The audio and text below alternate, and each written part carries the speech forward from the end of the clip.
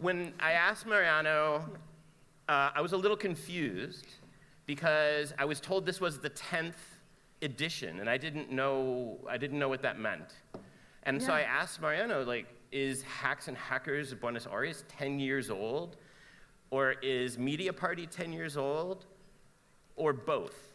And then his answer came back, and it was very convoluted, so it doesn't matter.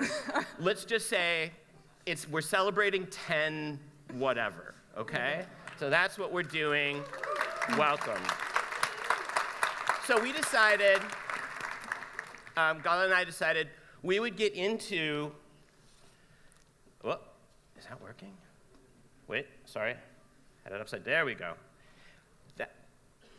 A time machine and go back, way back to the year 2012 and look at some of the trends, some of the things that were happening then, some of the things that we were all talking about at the time, and sort of decide what's important and what's not. Yeah. Bueno, la primera maravillosa jugada, ¿no? La aventura, la primera gran apuesta de Facebook de entrar en el mercado de las apps, comprando Instagram en el 2012 por $1.000 millones. En ese momento, Instagram unos días antes había entrado en el Play Store, o sea, recién entraba en Android, tenía solo 3 empleados, ningún ingreso y 30 millones de usuarios registrados, ahora ya tienen 1.400 millones y vale como 100 veces más. Así que sí. Who remembers Google Plus? I can't tell you how many meetings I sat through talking about Google Plus. Honest to God, when we were talking about this presentation, I forgot that there ever was a Google Plus. And probably Google, God bless Google, Google probably wants to forget that there ever was a Google Plus. But I'll say this, there are 2 things about Google Plus. First of all, circles was a great idea. Poorly executed, but it was a great idea.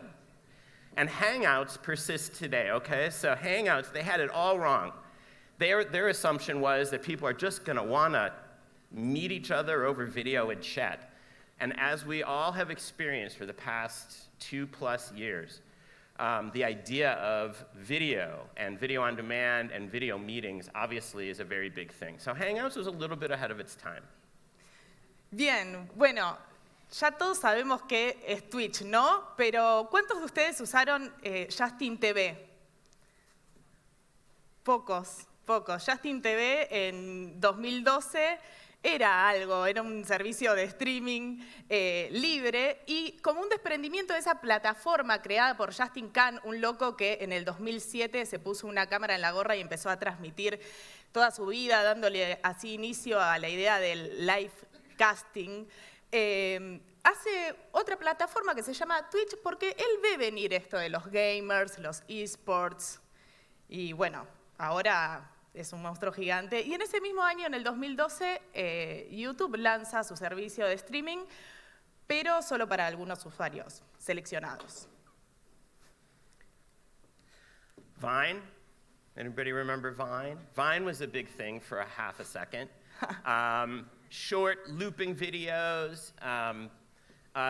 Twitter bought it before Vine actually officially launched. It was actually very smart. Twitter, I think at that time, realized that short video was a very big deal and could be a very big deal in social. And Twitter did what Twitter does so often and completely screwed it up.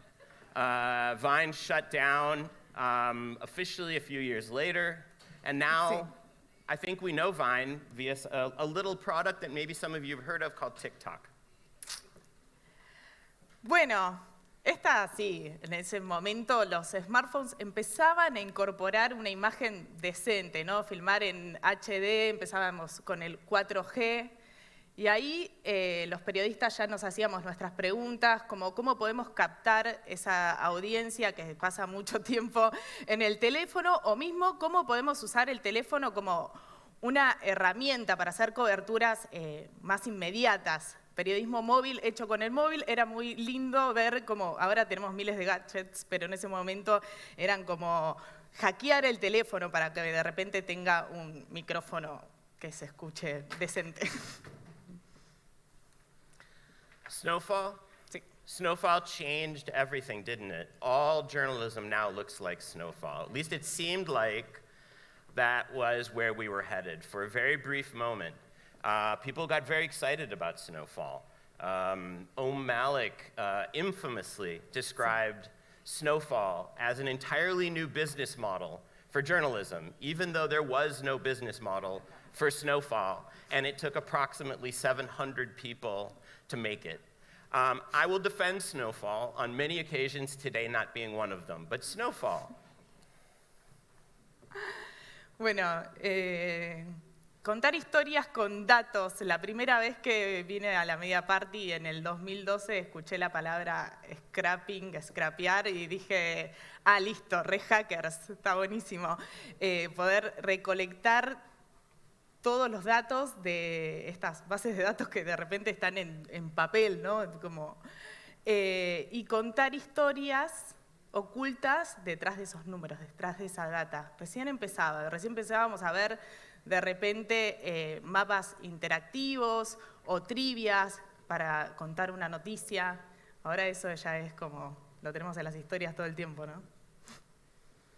Okay, and I'm going to pick on my old employer here just a little bit, but they were by far not the only one. Right around 2012, there was a big push for these research and development teams to try to innovate around journalism. And the New York Times had a team that was doing a lot of that. This here is one of their prototypes. So imagine, if you will, your bathroom mirror with video capability, a camera, a microphone, connected to social media. What could possibly go wrong with that? And who wouldn't want to browse New York Times headlines while you're brushing your teeth in the morning, right? I mean, obviously. So these things are a trend that thankfully has gone away.